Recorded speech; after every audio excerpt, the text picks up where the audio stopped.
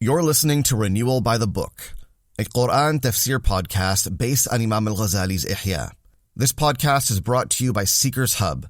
This Ramadan, our goal is to raise $75,000 in monthly donations to build a global Islamic seminary so that dedicated students all over the world can complete their journeys and become Islamic scholars. You can help them by becoming a monthly donor at seekershub.org/donate. أعوذ بالله السميع العليم من الشيطان الرجيم بسم الله الرحمن الرحيم الحمد لله حمدا كثيرا طيبا مباركا فيه ملء السماوات وملء الأراضين وملء ما بينهما وملء ما شاء ربنا من أي شيء بعد وصل اللهم صل وسلم وبارك وزد وأنعم وتفضل على سيدنا ومولانا وحبيبنا وقرة أعيننا وطبيبنا سيدنا محمد صلى الله عليه وعلى آله. سيدي أمجد أرجوكم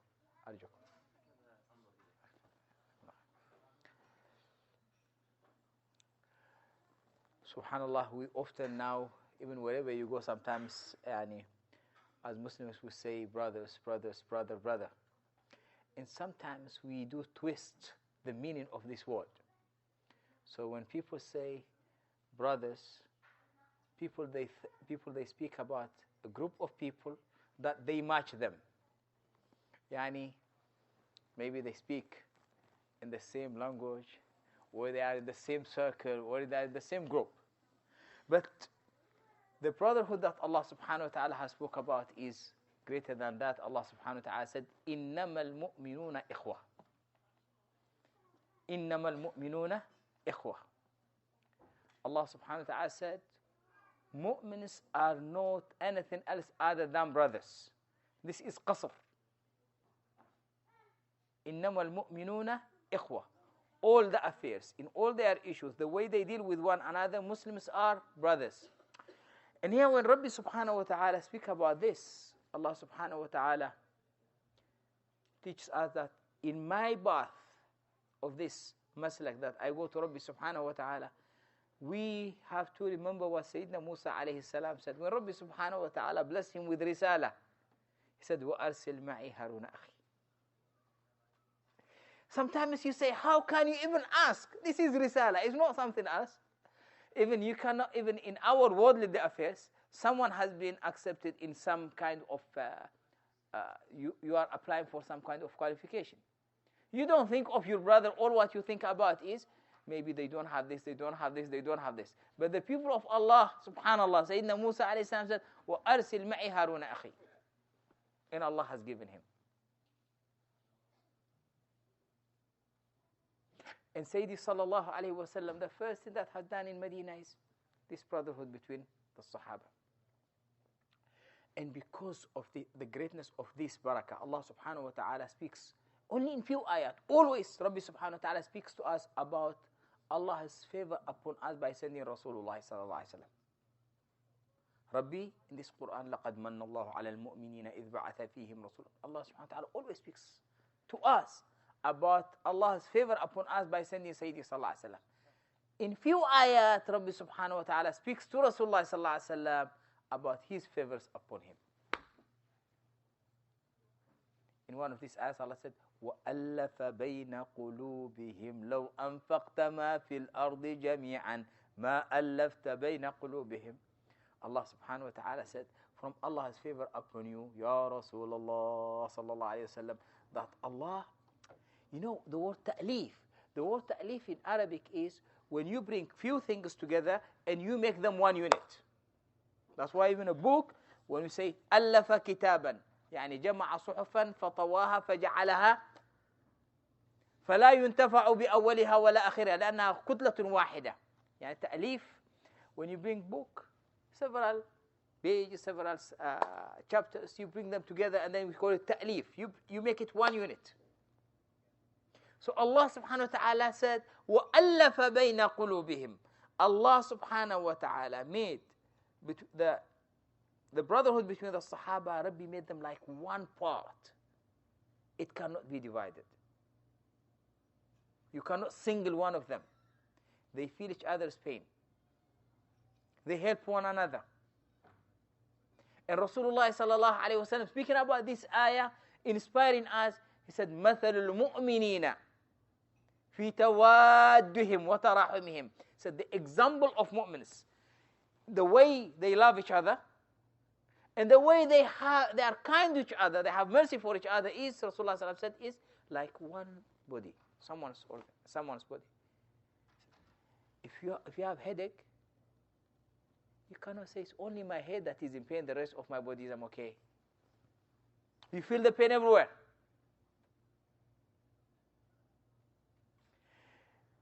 And this brotherhood that we're speaking about is maqsad from the maqasid of Iman. It's one of the requirements of Iman. It's not issue of Sharia, it's issue of Iman. Rasulullah sallallahu alaihi wasallam said, لن تدخلوا الجنة حتى تؤمنوا. You cannot enter Jannah until you believe. وَلَن تُؤْمِنُوا حَتَّى تَحَابُّوا. And you cannot be a believer until you love one another. And subhanaka Rabbi,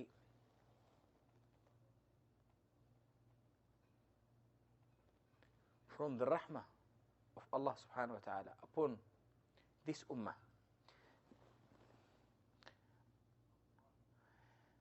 that our example is Sayyidi sallallahu alayhi wa sallam. لَقَدْ كَانَ لَكُمْ فِي رَسُولِ اللَّهِ أُسْوَةٌ حَسَنَةٌ sallallahu alayhi wa alihi wa sahbihi wa sallam. You know, Rabbi, how much Allah subhanahu wa ta'ala has praised Rasulullah sallallahu alayhi wa sallam, to the extent even our salihin, they say, who can praise Rasulullah sallallahu alayhi wa sallam? Allah has praised him. وَإِنَّكَ لَعَلَى خُلُقٍ عَظِيمٍ. And yet, Allah subhanahu wa ta'ala speaks about his favor upon him. So he says, subhanahu, فبما رحمة من الله لنت لهم ولو كنت فظا غليظ القلب لانفضوا من حولك. Rabbi subhanahu wa ta'ala speaking to Sayyidi sallallahu alayhi wa sallam. It is Allah's rahmah that made you so lenient for them. Ya Allah. Yani Allah speaks about his favor upon him, that Rabbi subhanahu wa ta'ala made him lenient. Let us see the leniency of Rasulullah sallallahu alayhi wa sallam. How he was.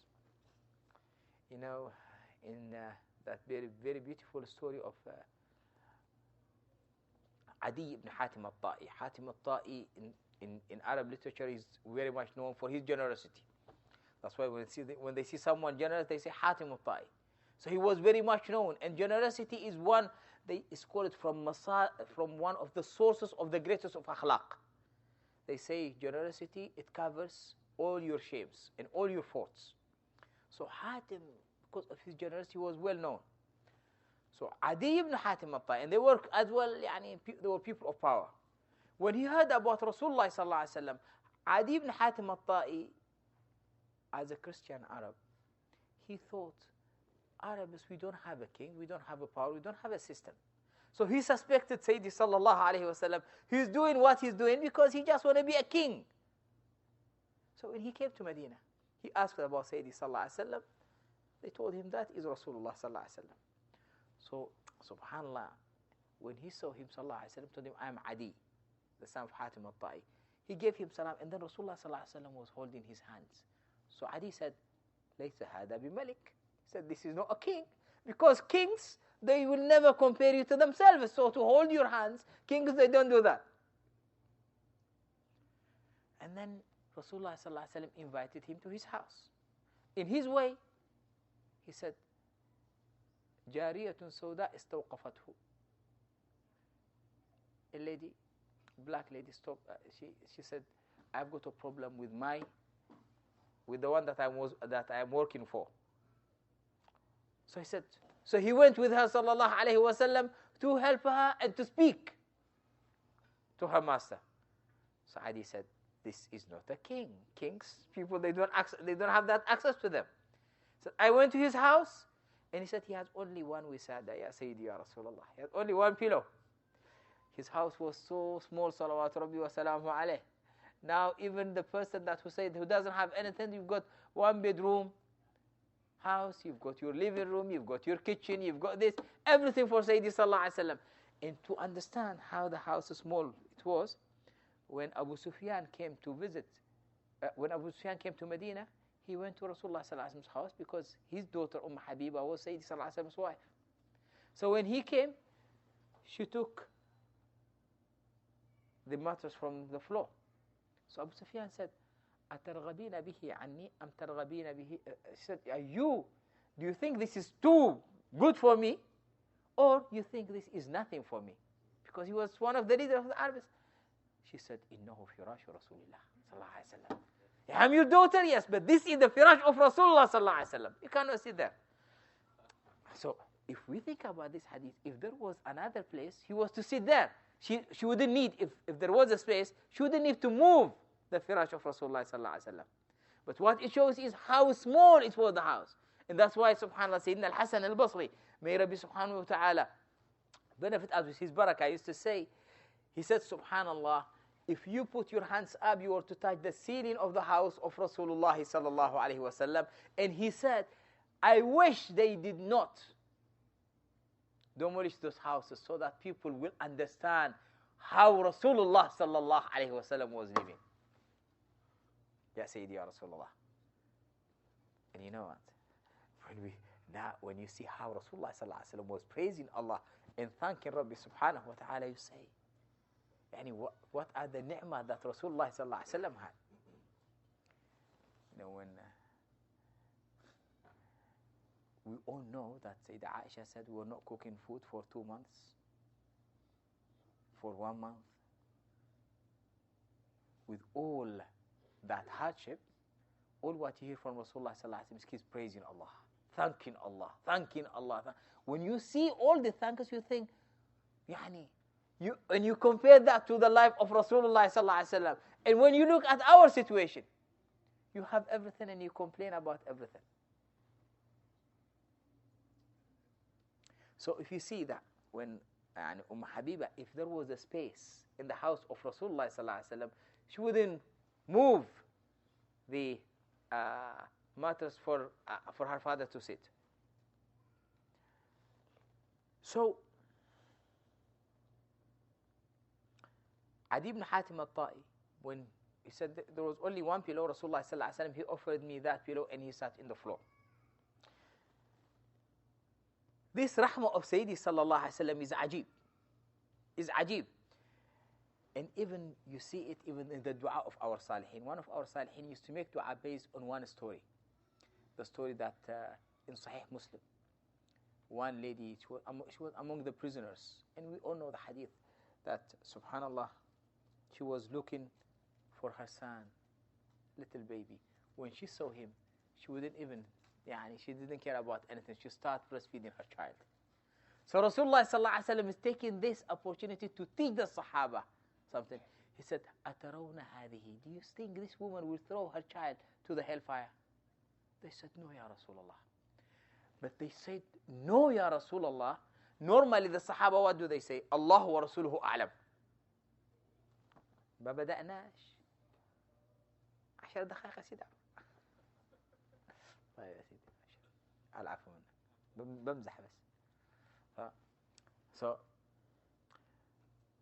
the Sahaba normally, when Rasulullah sallallahu alaihi wasallam asks them a question, they don't give a definite answer.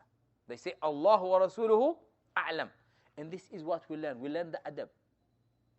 Everything in the Quran is speaking to, Allah is speaking to me. When Allah speaks about the fasiqeen, I say, I'm not from the fasiqeen. When Allah speaks about the munafiqeen, I'm not from the munafiqeen. When Allah speaks, no, Allah is speaking to me through every single ayah. So the Sahaba radwanullah, they learned from Sayyidina Musa alayhi salam. Sayyidina Musa, when Bani Israel asked him, is there anyone who is much more knowledgeable than you? He said no. So Rabbi subhanahu wa ta'ala said, there is someone who knows more than you. So Musa alayhi salam has to travel all the way. So the Sahaba, now when Rasulullah asked them everything, they say, Allah and His Messenger knows best. But in this specific case, they said, no, Ya Rasulullah. Why? Because everyone, all of us, we've got mothers. And we know how our mothers love us. And Rasulullah sallallahu alaihi wasallam's question was, do you really think this woman will throw her child to the hellfire? They said, no, Ya Rasulullah. They didn't say Allah and His Messenger knows best in this. So Rasulullah sallallahu alaihi wasallam reminded them of Allah's rahmah. He said, Allah's rahmah of His slaves is much more than the rahmah of this woman for her child. So one of our salihin, when he used to make dua, he used to say, Allahumma innaka ta'lam anna arhamun nasu bi ummi.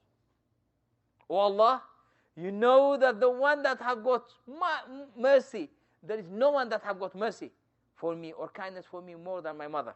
He said, وَأَنَا أَعْلَمُ أَنَّكَ أَرْحَمُ بِي مِنْ أُمِّي. لا إله إلا الله. هذه لطائف أهل الله.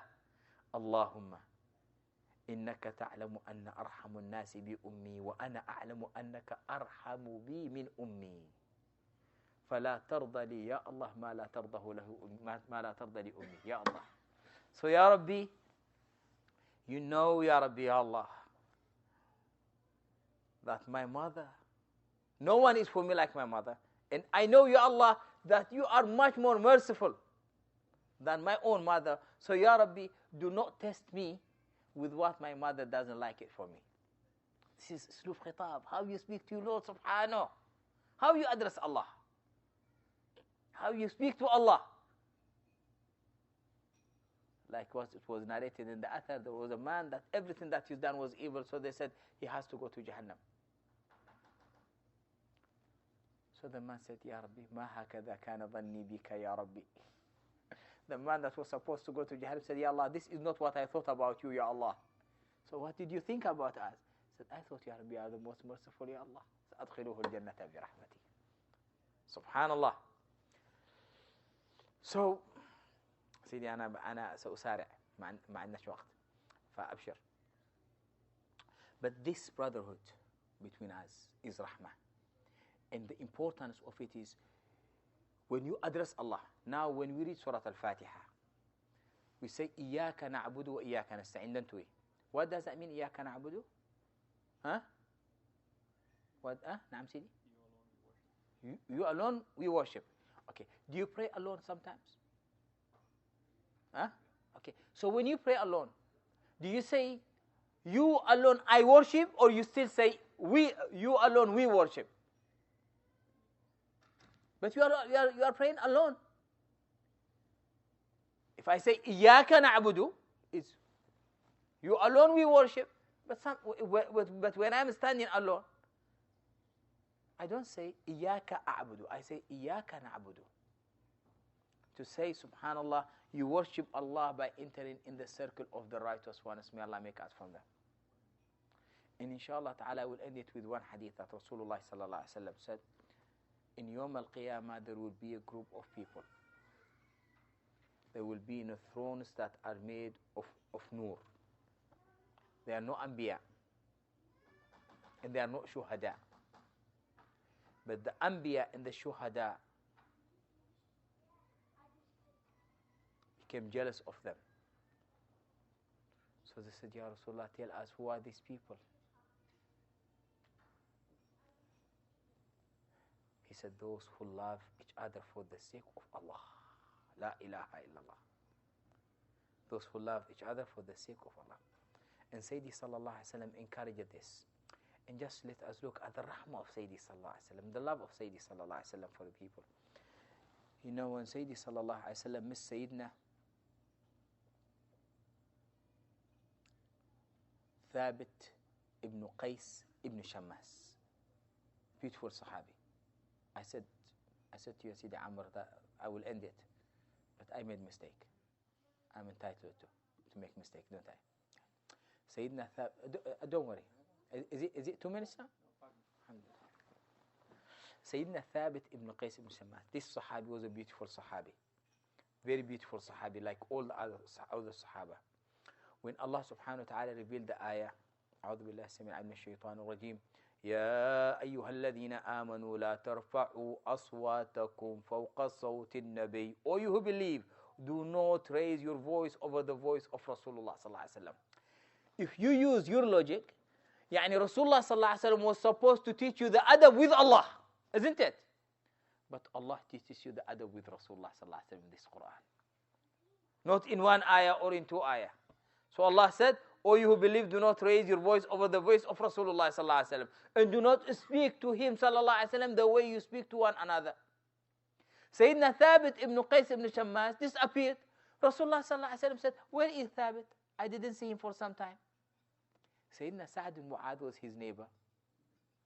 He was so excited, happy. happy to tell his brother this good news.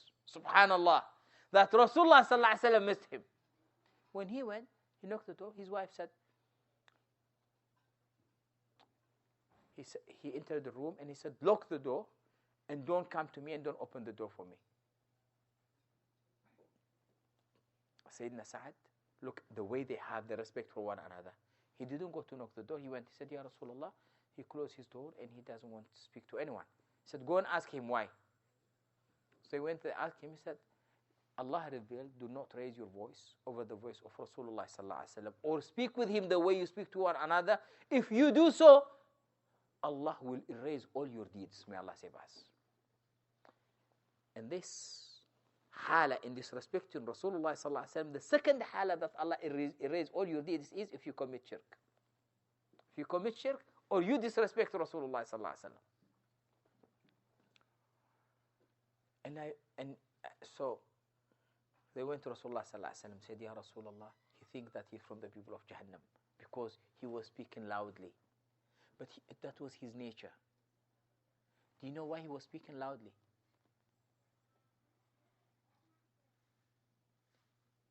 Because he was the khatib of Rasulullah sallallahu alaihi wasallam. You know how Rasulullah sallallahu alaihi wasallam was accepting the order of the people. It is you have to be very wise, the way you are with everyone. A mu'min is a wise person. Yani Rasulullah sallallahu alaihi wasallam has accepted the order of the Arabs. The Arabs, when they were coming to Rasulullah sallallahu alaihi wasallam, especially after the year that is called the year of the delegations. So each delegation, they come, the khatib, each tribe, they have their own khatib, speaker. The speaker speaks. And then they come with their poet. So the poet speaks and praises his tribe. This is the way they used to introduce themselves to Rasulullah sallallahu alaihi wasallam. So Rasulullah sallallahu alaihi wasallam has two people as well. Sayyidina Thabit ibn Qais was the khatib of Rasulullah sallallahu alaihi wasallam. And Sayyidina Hassan ibn Thabit was the poet of Rasulullah sallallahu alaihi wasallam. Hundreds of tribes were coming with their poets and with their khatib, and these two were doing the job for everyone. So when you are khatib, sometimes you are very emotional, you speak loudly. Subhanallah, he didn't justify that. He said, even so, I've raised my voice in the presence of Rasulullah sallallahu alaihi wasallam, so Allah is upset with me. So Rasulullah sallallahu alaihi wasallam missed him. And then he said, tell him he is from the people of Jannah.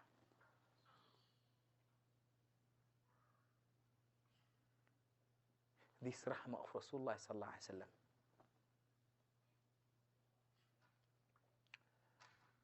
But subhanallah, when we speak about brotherhood, it's not only helping one another, this issue of finances or rahmah, or with other issues, but also to be there for your brother and to advise them when they need advice.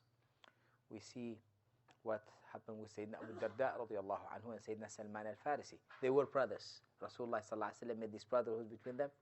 So when Sayyidina Salman once, he went to visit his brother Sayyidina Abu Darda. When he entered the house, and in some narrations was before hijab, he saw that Sayyida Darda, she wasn't taking care of herself. So he said, Ya Darda, what happened to you? You are not taking care of yourself.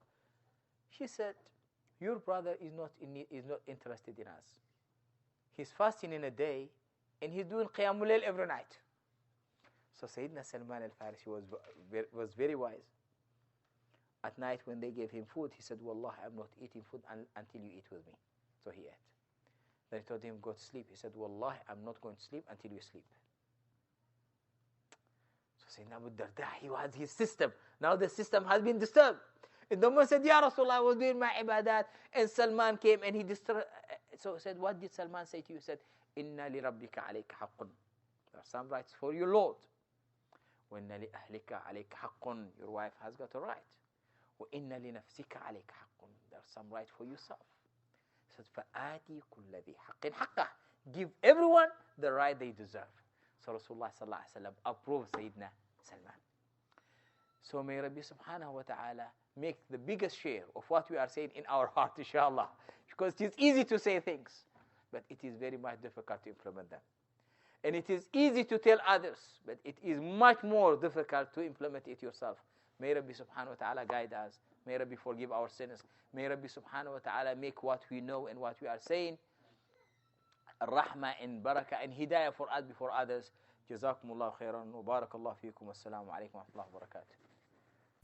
Thank you for listening to this Seekers Hub podcast. To listen to the rest of our shows, please visit seekershub.fm. You can also subscribe to our weekly email newsletter called Compass, where we'll send the best of Seekers Hub's content straight to your inbox every single week. To get on the list, visit seekershub.org/compass.